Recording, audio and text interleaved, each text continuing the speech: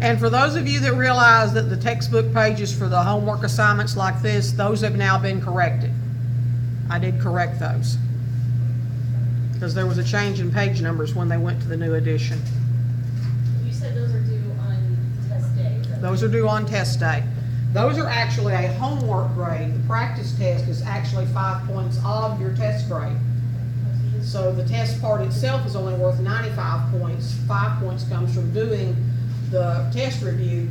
The reason for that is that I want to encourage you to actually practice for the test by doing the review. And if I'm going to encourage you, then I should give you some points for it. So I'm going to count that directly on your test. Okay?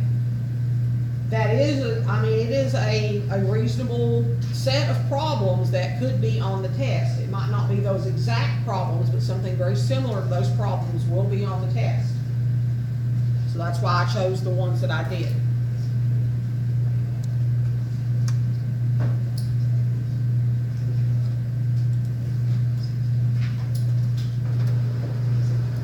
Okay, we pretty much finished section 11.4. I believe I showed you how to find numerical derivatives, which basically is finding the actual slope of a curve at a given point. So I'm going to pick up there and then move forward with the rest of this. So just as a quick review,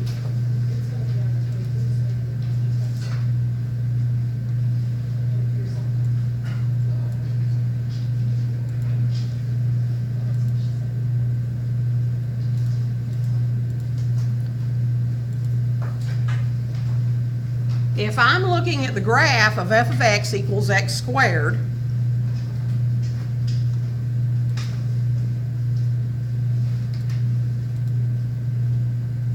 and I'm going to try to get close to what this graph looks like, so I'm going to go from -2 to about 5.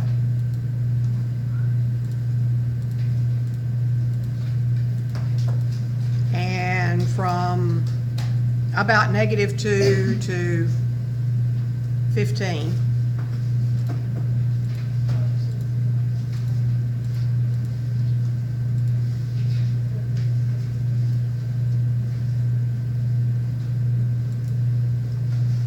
We see that that's a parabola. It definitely is curved.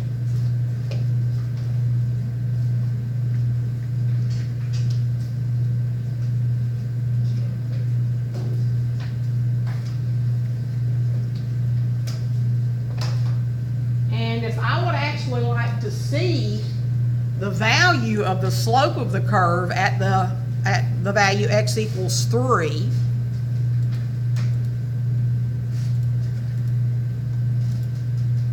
the point of tangency is going to be 3, 9. And I'd like to find the slope of a line that passes through the curve at that one single point, which is 3, 9. But I don't want to have to actually calculate the derivative using that big long algebraic formula that we were using, that we're going to practice with here. So what I'm going to do is I'm going to go into my y equals menu, and at y1, this is not exactly what's going on here, but I'll come back to that.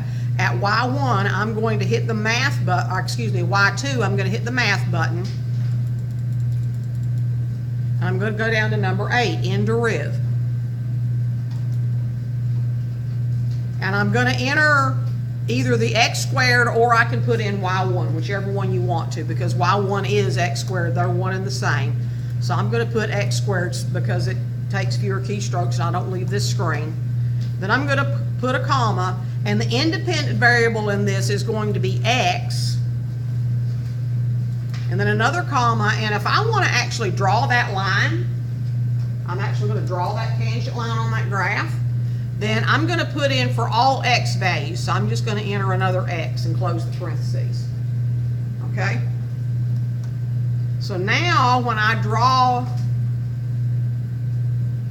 this, I'm not going to see that tangent line. I'm seeing the value this line is actually the slope formula. And I want you to notice something about that slope formula. This is going to come up in section 11.5 and later on.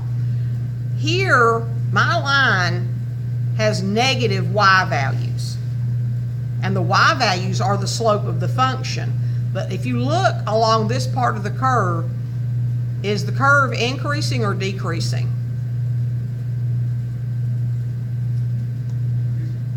It's decreasing, it's going downhill, okay?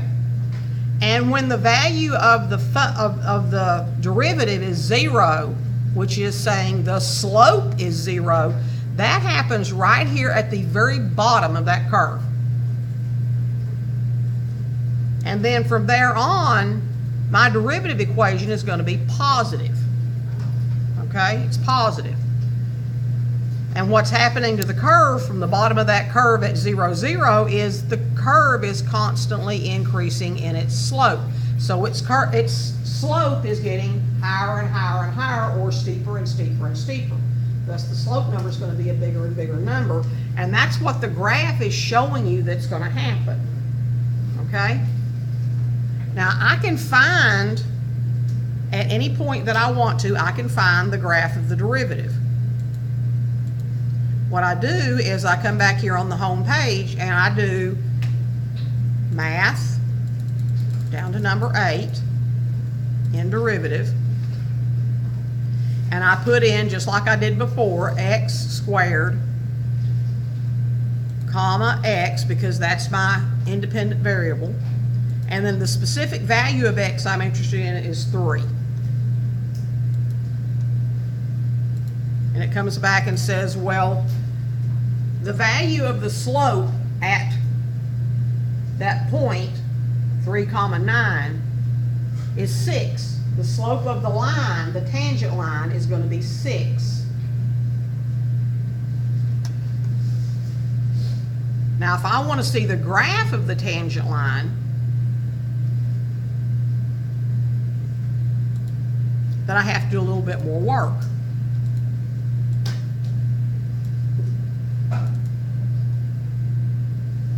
And this is something else that you may be asked to do.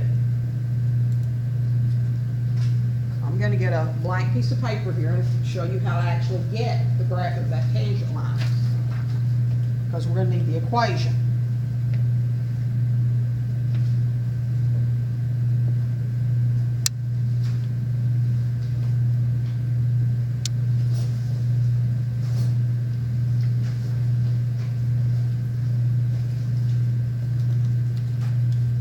Maybe I can work from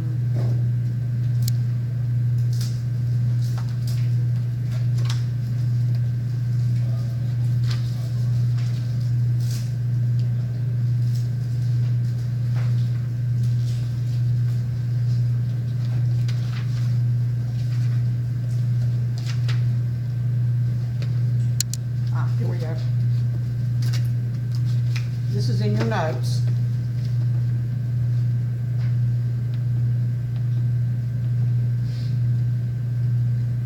So I know that this is a line that is tangent to that curve at exactly that point, okay? And this tells me that the slope at that point is 6. That's the slope of the curve. This is the point of tangency. This is an x value, y value pair. This is the slope, because it's the derivative. So I can actually find the equation of the tangent line that touches that curve in that point and just that point. And the way that I do it is by using my linear equation, y equals mx plus b, knowing that xy is 3, 9, so 9 and 3, and that my slope is 6. So 6 times 3 is 18.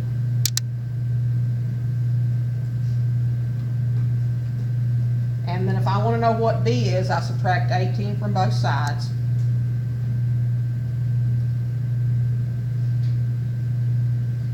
And b equals -9. So the equation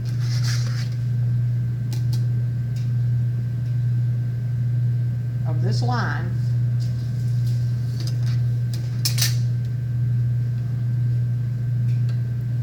is y equals 6x minus 9. Okay? So I can actually find the equation of the tangent line. And if I go over here and tell it to graph the line y equals 6x minus 9 and hit graph, there goes y equals x squared. There goes my tangent line. And I can ask it to show me where the tangent line touches the graph.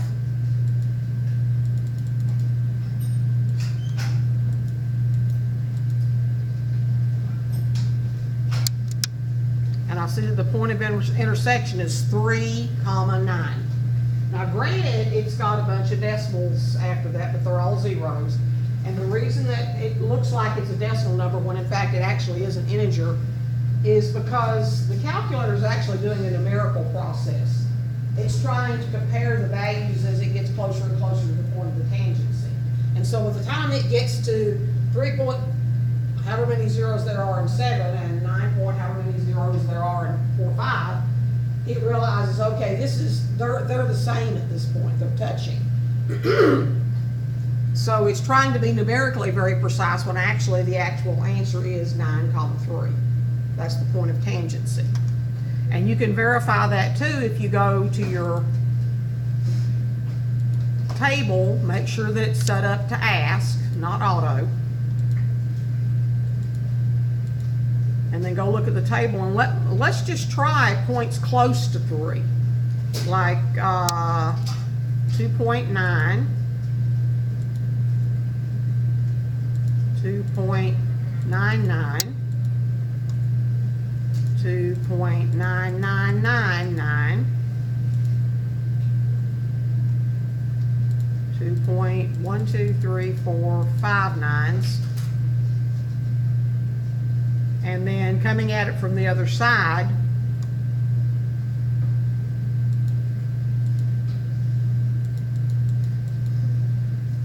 .00001.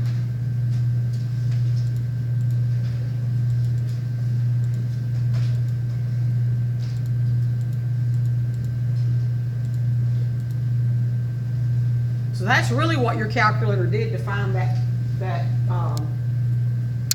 equation, was it was basically calculating values closer and closer to 3 until it found where the values were essentially equal. And you see that they're essentially equal right here and right here. And both of them actually round to 3, even though neither one of those values that I put in was exactly 3. It was just very, very close to 3. So that's the point at which the calculator said, okay, they're the same. Why Yes. is this a 9 and not close to 6?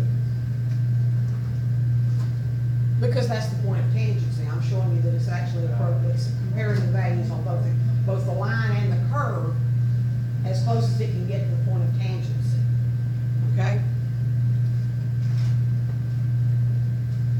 Now, if I wanted the point of tangency to be 2, then I would not want to choose that same line because that line does not touch that curve at the point 2. Okay, if I were going to do that, I would have to come back over here and looking at what happens as I get closer and closer to 2.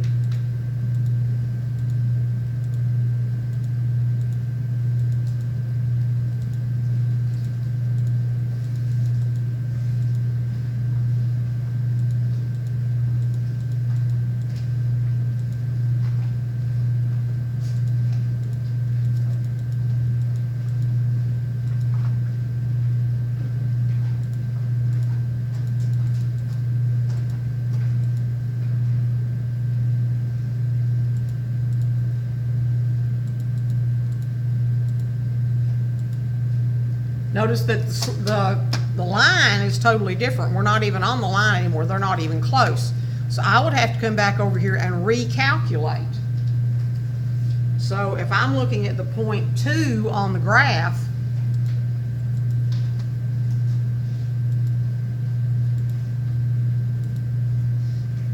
then the point of tangency becomes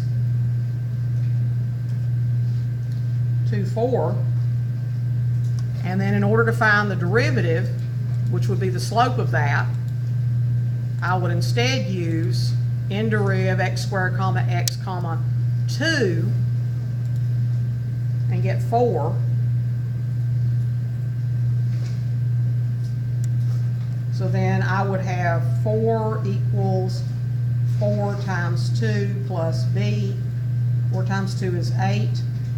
So 4 minus the 8 will be negative 4 equals b. This tangent line then, for the point of tangency being 2, 4, the tangent line will be y equals 4x minus 9.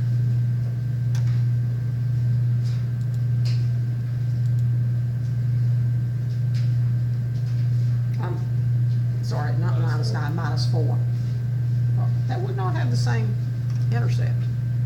So 4x minus 4 graph. And now you see the point of tangency is at 2, 4. And if I go back over here and look at the table again, I see that at 1.9 they're a little, they're 1/100th apart, but the closer and closer and closer I get to 2, I'm closing in on 4 for both of them. So the point they actually have in common as far as the calculator is concerned is the point 2,4. Okay?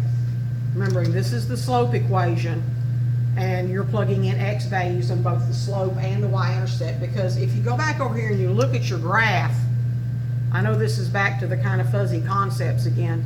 What I'm going to do is I'm going to zoom in.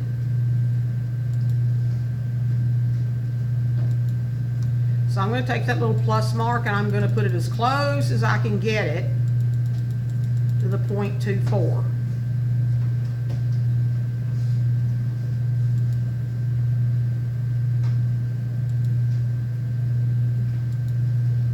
It's pretty close right there. So then I'm going to hit enter and it's going to zoom in at that point that that little crosshatch was. And notice here, now we still have your tangent line and your curve. But if I move that a little bit closer still, what I'm hoping you'll see is that if I zoom in enough, you're not going to see both lines anymore. It's going to look like there's a single line. So there goes the curve, there goes the tangent line. Okay, so their values are really, really, really close all along that continuum, but only when I can get as close as possible to the exact value of 4. Let's see if I can get right on the curve.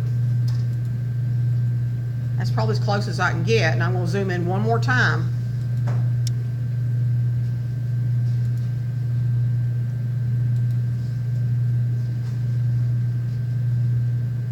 You only barely see that straight line going up through there. One more time, zoom in. There's the curve.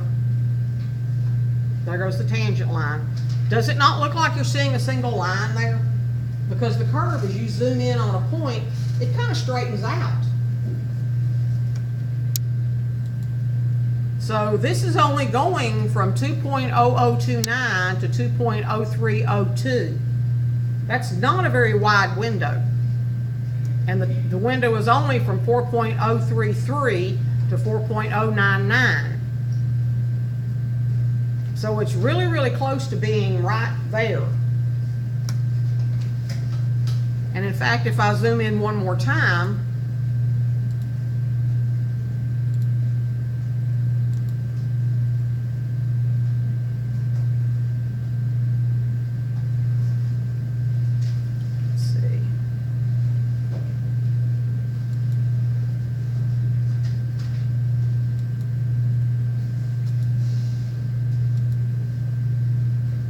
like a good place.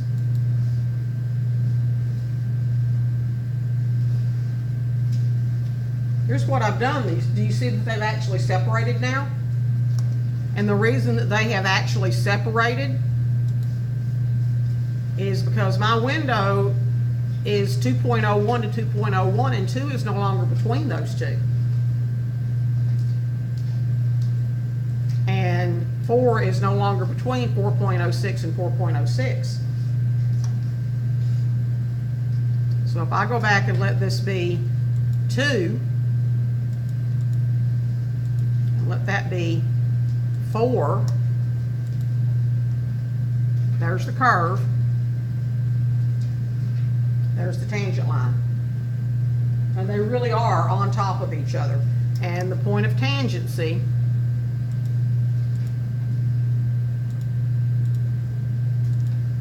is 2, 4. So they both do have the same slope at that point. And that's for those of you that are visual learners, you're trying to get your head around, what does a derivative do? The derivative gives you a formula to find the slope of the curve at any point on the curve.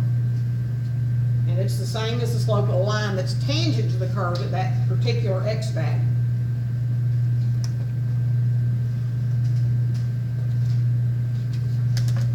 So if we don't want to have to continually be dealing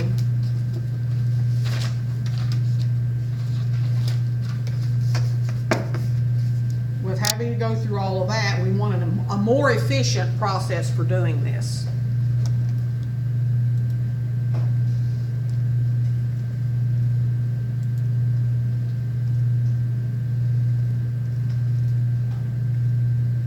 The more efficient process is going to be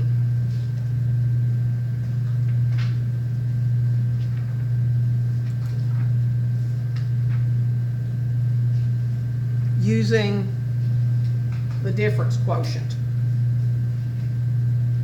And that's what this is. Now, for those of you that are still working on the skills test, you have some difference quotients in the Chapter 11 skills review.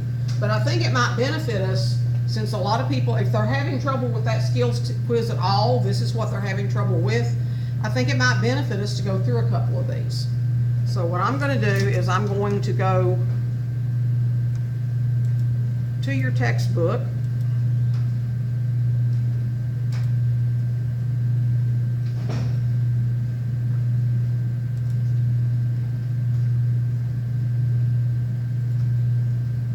And I don't think I want to go to that one. I want to go to the e-text.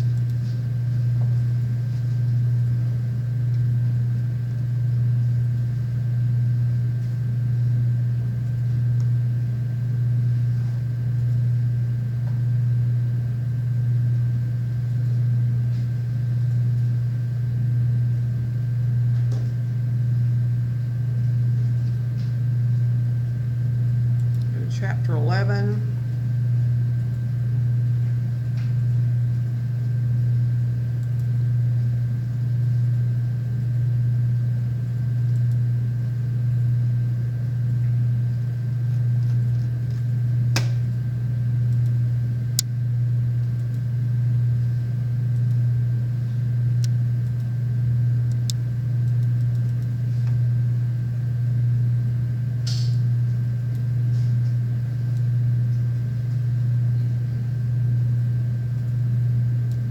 Let's go to some of the exercises at the end of the chapter so we can practice this, because it's becoming clear to me that that's what people are having the most trouble with.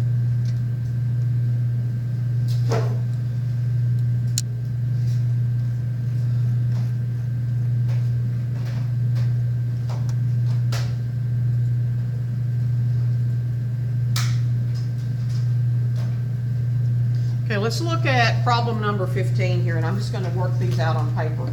So you can take some notes either on your class notes or on a separate sheet of paper.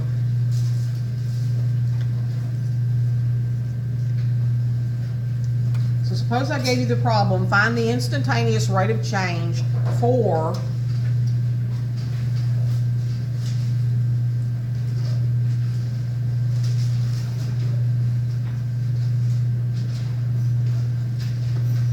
at x equals 0. So we're working on number 15.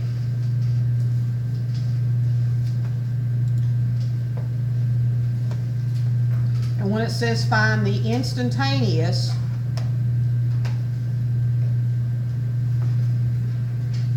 and I'm lazy, I'm going to call it ROC for rate of change.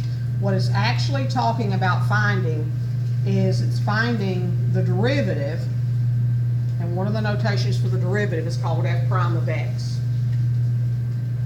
So it's telling us to find the derivative.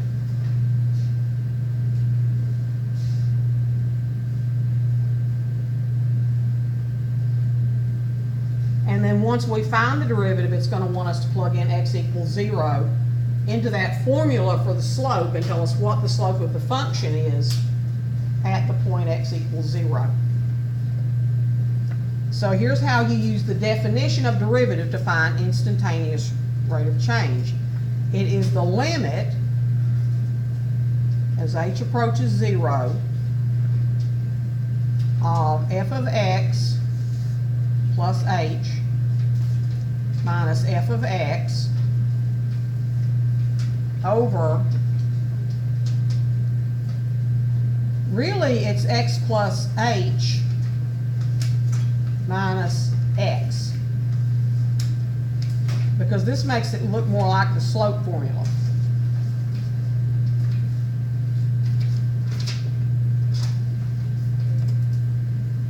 Okay?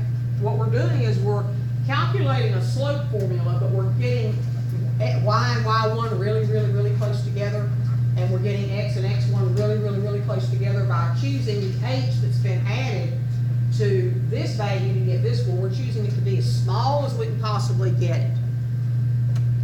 And mostly this is just a lot of work in algebra.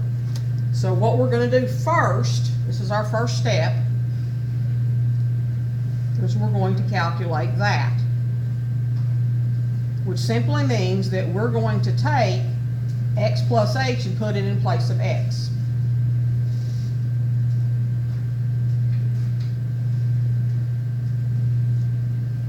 And then x plus h squared plus 2x is x squared plus 2xh plus h squared plus 2x.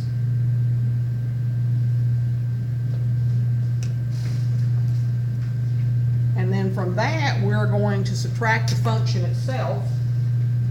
Let's try to keep these in distinct steps so you can follow along a little better. So I'm going to subtract the function f of x, which is x squared plus 2x.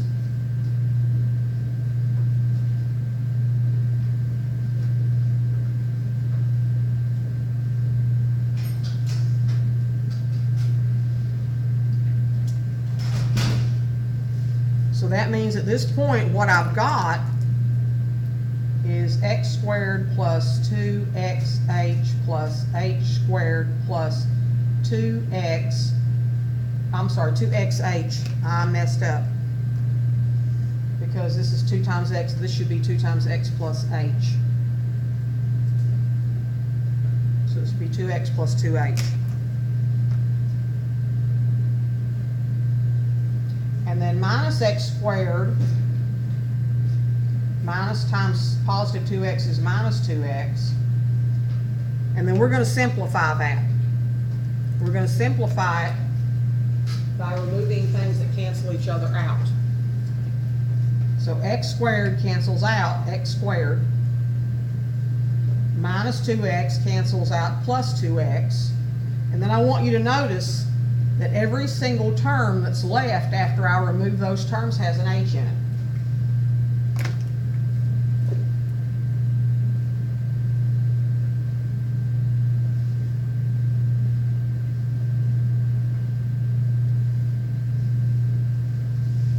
So what I'm going to do is I'm going to factor out that h.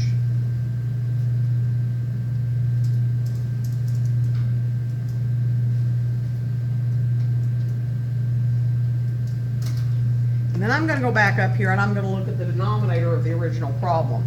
If I have x plus h minus x, what happens to the x's in that denominator? They're going to cancel each other out. Which,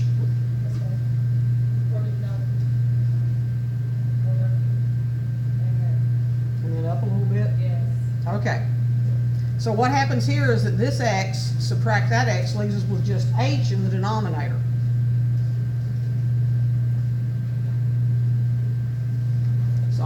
do is bring the simplified denominator down. So at this point, I've got all of this stuff up here that I was working on. I've got it down pretty simple. And I'm trying to take, remember, the limit as h approaches 0. That's where section 1 and 2 come back in. And because h can't be 0, it's creating a problem, but I can get rid of it because I factored out an h in the numerator. I can get rid of the one that's in the denominator.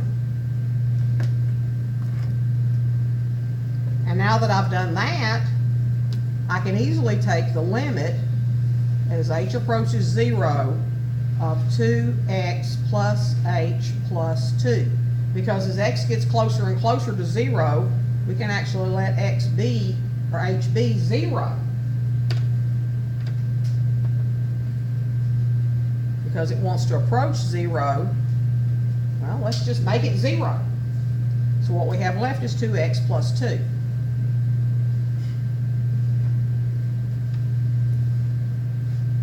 So this is f prime of h. This is the derivative.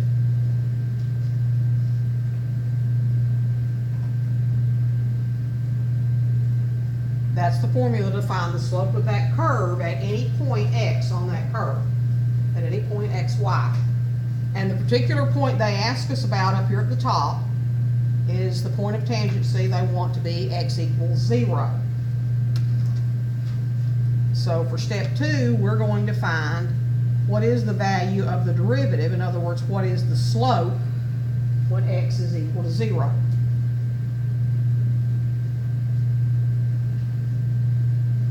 And 2 times 0 is, of course, 0. So it's 2.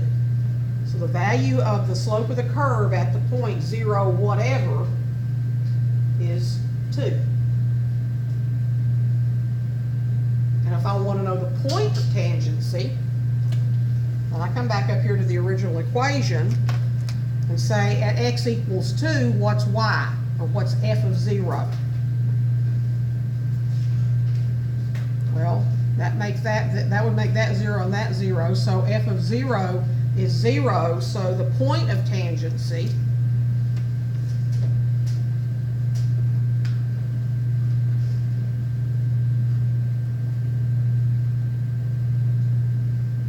is the origin.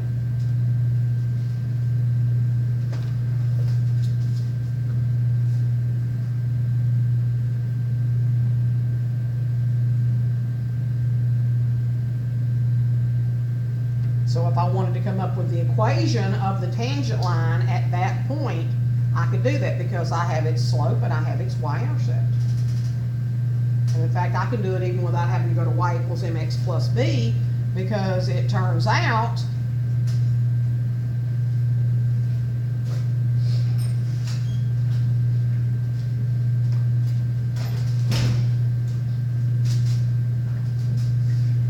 that the slope is 0.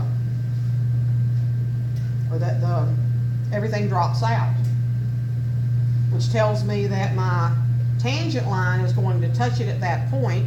Let's go ahead and look at the graph of it and verify what we're seeing is true.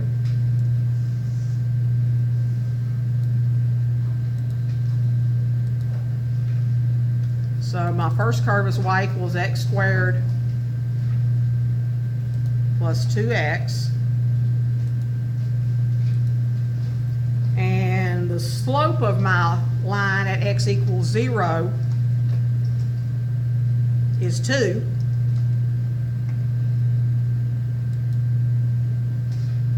And I'm just going to leave that at 2x, because if y is 0 and x is 0, 0 equals 0, so that works. Be 2x plus 0. I'm going to go back to the window and change the window back to about -2 to 8 and -2 to 15. Look at the graph and let's see if we get a tangent line. And it looks like we do.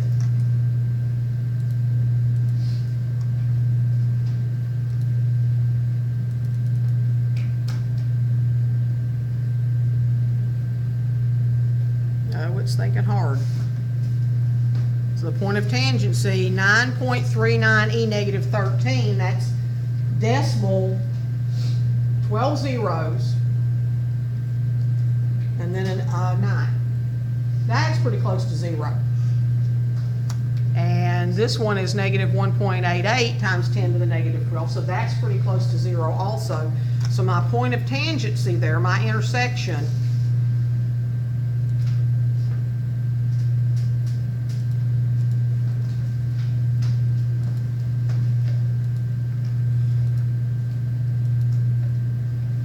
is the point of tangency. Okay? So you should be able to verify graphically what you are able to do algebraically here. Yes? Okay, in the homework, some of them Oh, are I'm like, sorry. they're a lot harder than that. Yeah. This one is 23x minus x squared over 500. Okay. Tell me which problem it actually is. 15 and 16 and 11.4. In 11.4? Okay.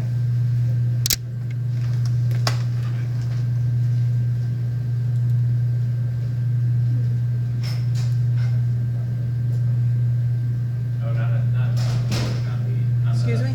On the online homework, not the book homework. Okay. Yeah. Okay, we can go back and do that then. So, let's see. Course tools.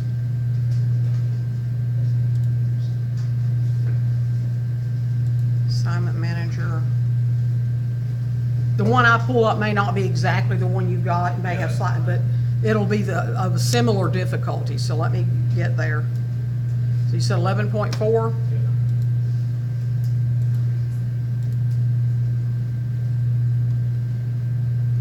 Now, it should let me bypass the lecture. Which one is it? 15. Yeah, maybe it's not.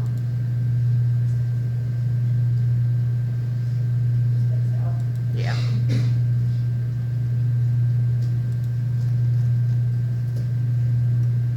It's not giving me a scroll bar. There we go.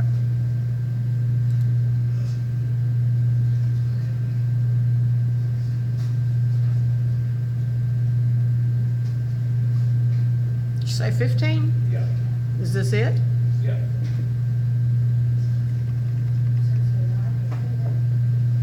Okay.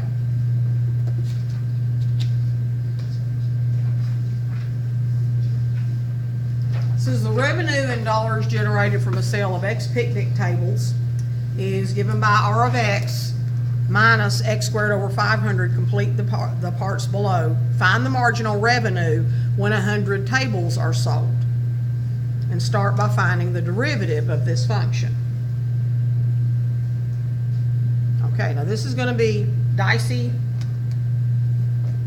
algebra, so y'all are going to have to watch me and help me not make any mistakes. My revenue function, I'm going to write it down and then I'll switch over. R of X is 18x minus x squared over 500.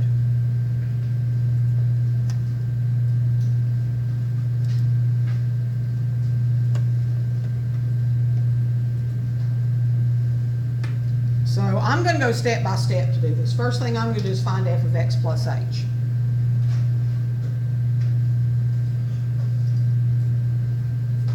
And that's going to be 18 times x plus h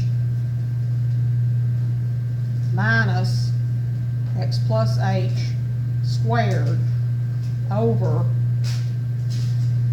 500. Well, this is going to be 18x plus 18h. That part's easy.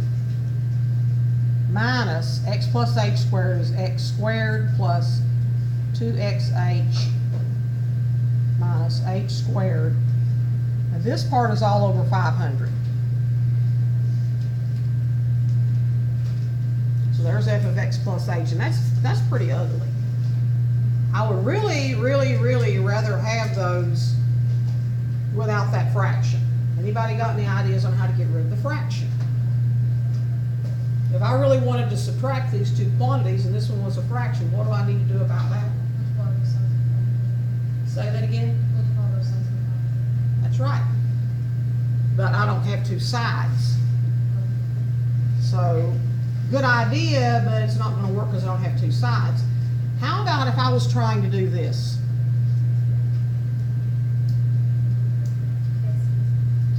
I'm gonna pull it down. I wanna get it up here where you actually are looking only at this. What if I wanted to add 5 to 2 over x, but I wanted it to be like one single term? Hmm? Turn the 5 into a fraction. Turn the 5 into a fraction. And then what do you need to make those two fractions compatible so that I can add them together?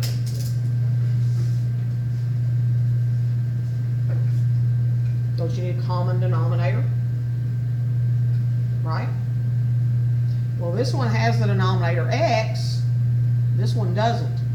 If I want this one to have the denominator x, I have to also put the x in the numerator, agreed? So now I can take 5x over x plus 2 over x and turn that into 5x plus 2 over x. That's the same thing that I think I would like to do here, it just looks lots uglier, okay? So what I want to do is I want this to have a denominator of 500, so I need to multiply the numerator by 500. That's why I said you're on the right track.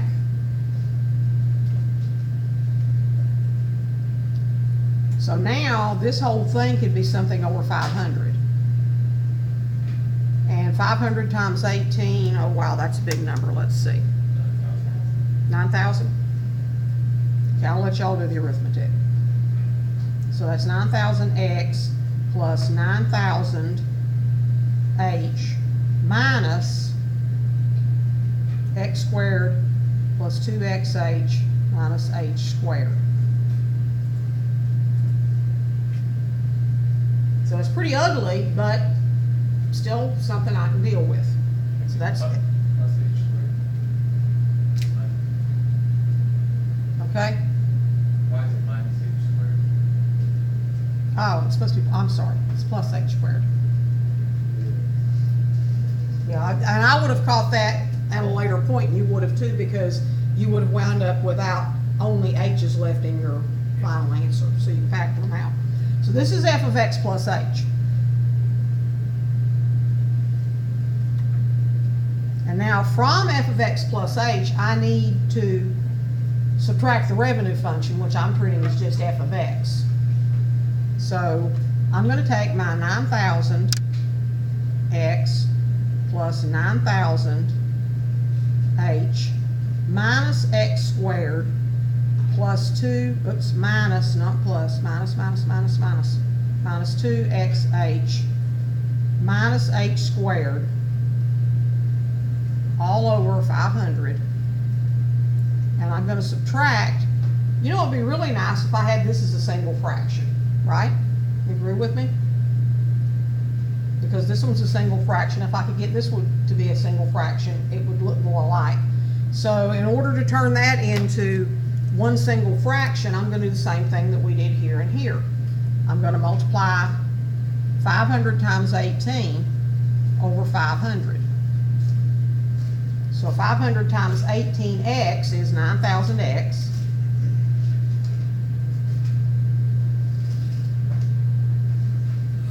Minus x squared, all divided by the same denominator, 500. So let me slide that up so you can see all of that. Just barely fits on the screen.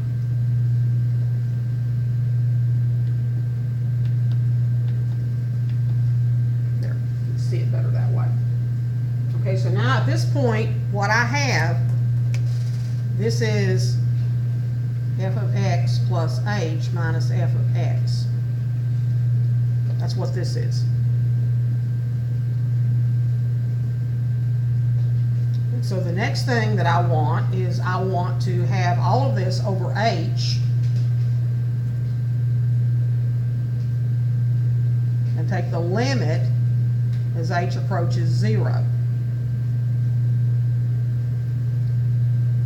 So the denominator up here is gonna be 500.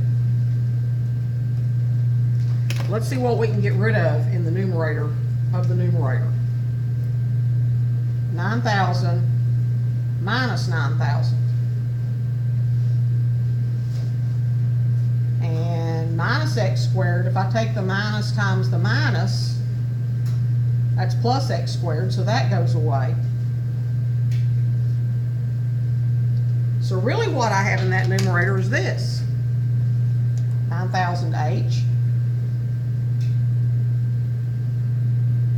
plus 2xh minus h squared. That's starting to look a little bit better, but it's still kind of ugly. Because I still can't let that be 0 and let it divide by 0. Yes? Yes, I just miscopied it wrong. Thank you for catching that. That's still minus. Now, in reality, this is a division problem. Okay? You agree with me? In reality, this is just a division problem. This is taking this fraction divided by h, which is the same as doing this.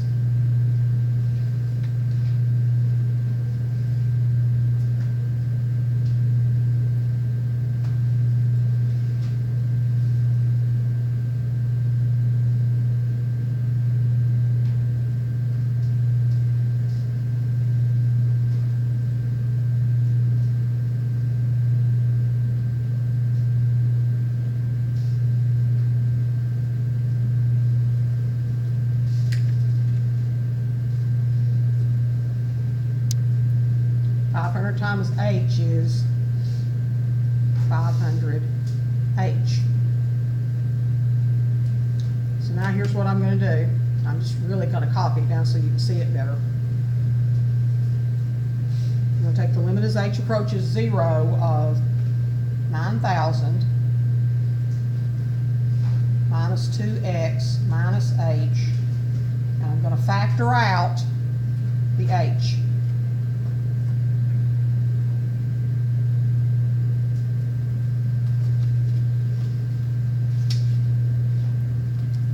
So this and this are the same thing, and it's over 500h. Okay? What happens to the h's now? They go away?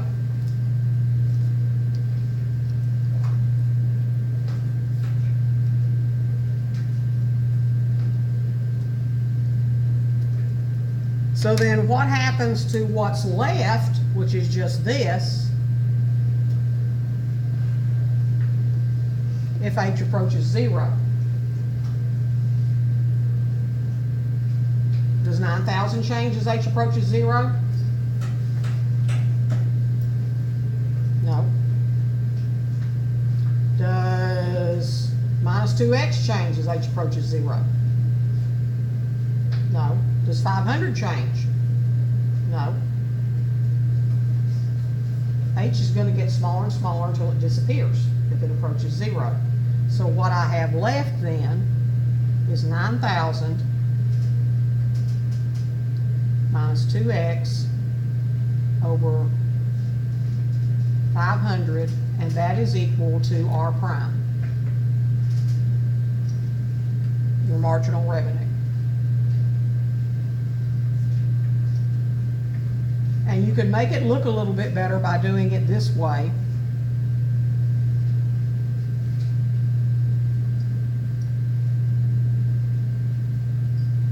If you think it looks better this way, I'm not sure that I do. So take those out, and 5 goes into 9. 18? 18 minus 2x over 500 is r prime.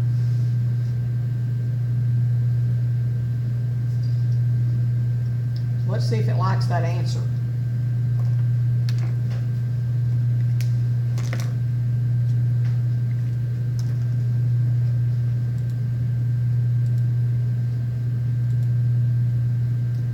See, 18 minus minus 2x over 500.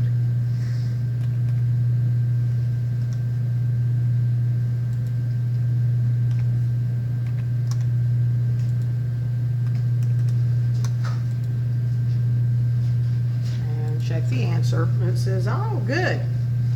Notice it didn't even care that I didn't reduce that fraction. And then it says find the marginal revenue when 1,000 tables are sold. Well, that means just plug in x equals 1,000. So with the calculator, we'll make quick work of that. 18, whoops, turn it on.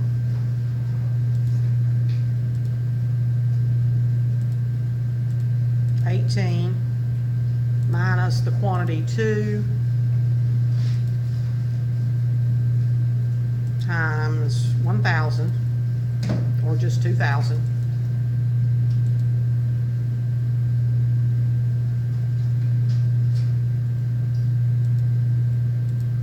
divided by 500. Actually, I think I probably can just close those parentheses there.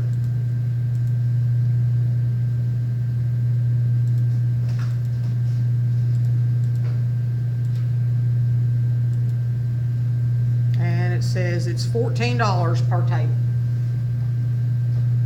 So let's see if that's right.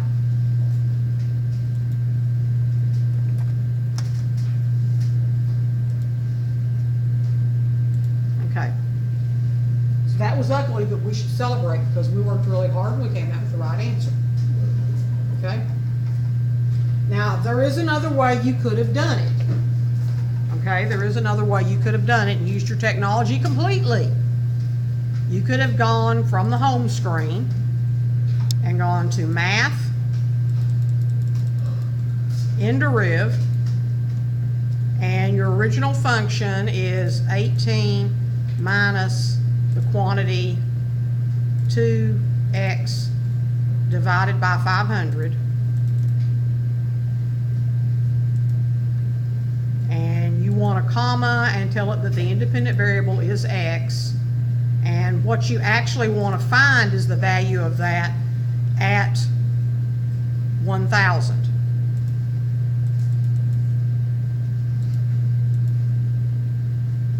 And we did not get the same thing, so I must have messed up some parentheses somewhere.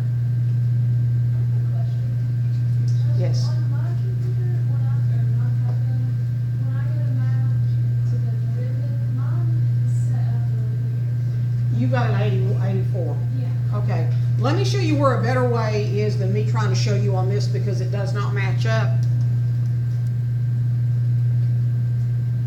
And I'm not going to worry about what I did wrong there right now. Let's see if we can settle that issue. Let's come back to the main menu and come down here to Tools for Success. And let's try the graphing calculator tutorial. Okay? And let's see, basics, making a table, matrices. Nope, that didn't help. I was hoping we could use the tutorial. We're going to have to use the manual.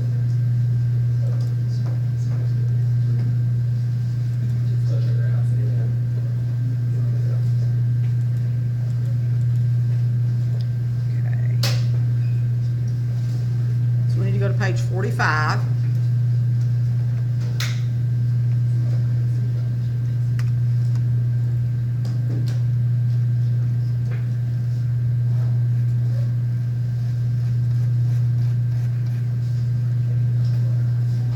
And this will show you most of what I've been showing you.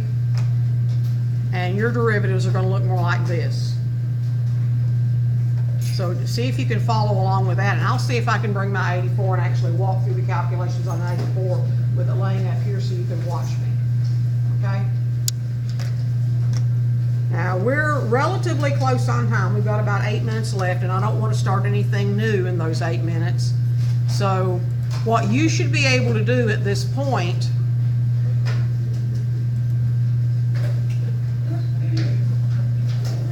is you should be able to do everything except 11.5.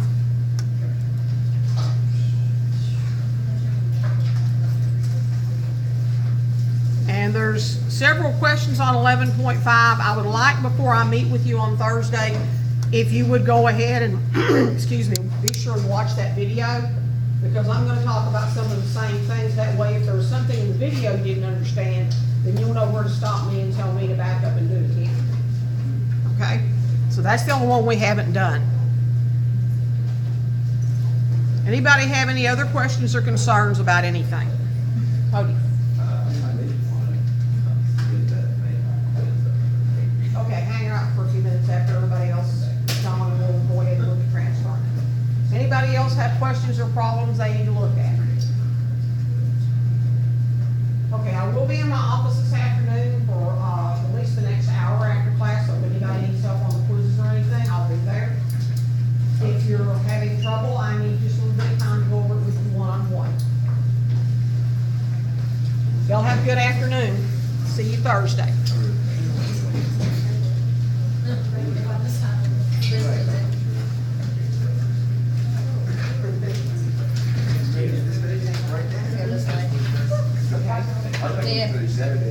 Thursday, Friday, Sunday. Yeah. Saturday's football.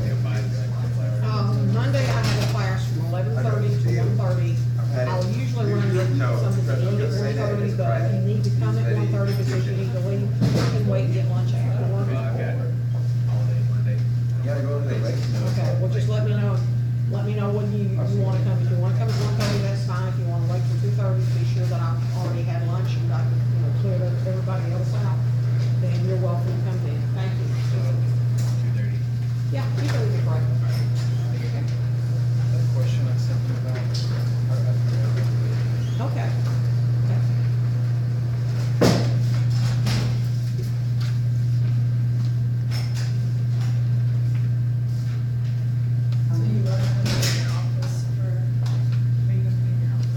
I'll be over there as soon as we get finished here. I'll be there by 3. Okay.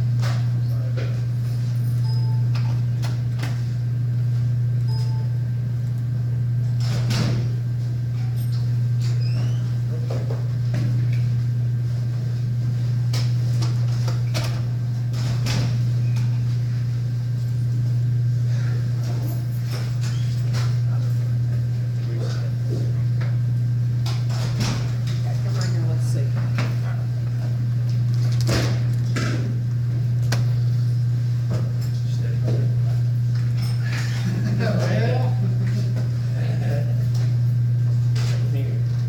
Did what I could. I can do everything, I just gotta run these. Sorry. Yeah, I had to signs to, further behind that, so. Yeah, I started doing it quick. I remembered I wasn't supposed to. Yeah, you didn't need to do that one.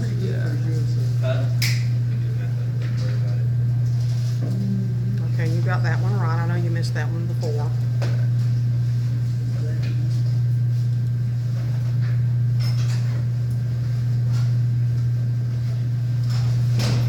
Something's still going on there, but that's actually stuff we're going over now, so I'm not too worried about that.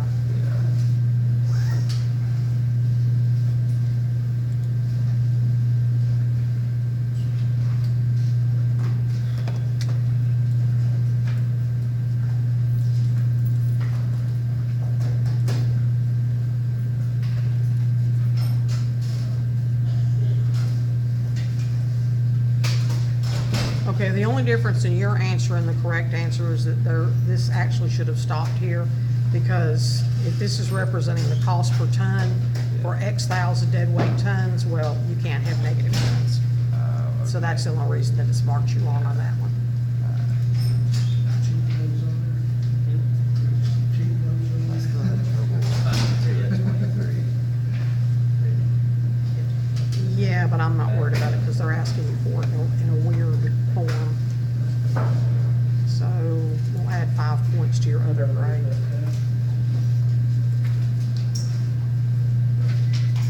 That wasn't what I wanted to do.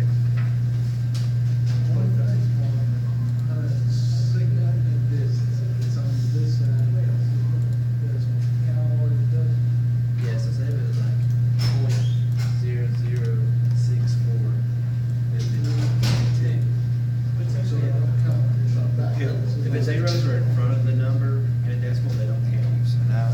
you should be able to get in and actually start doing your homework now. They're You're significantly good to go. in front of them, like 6 points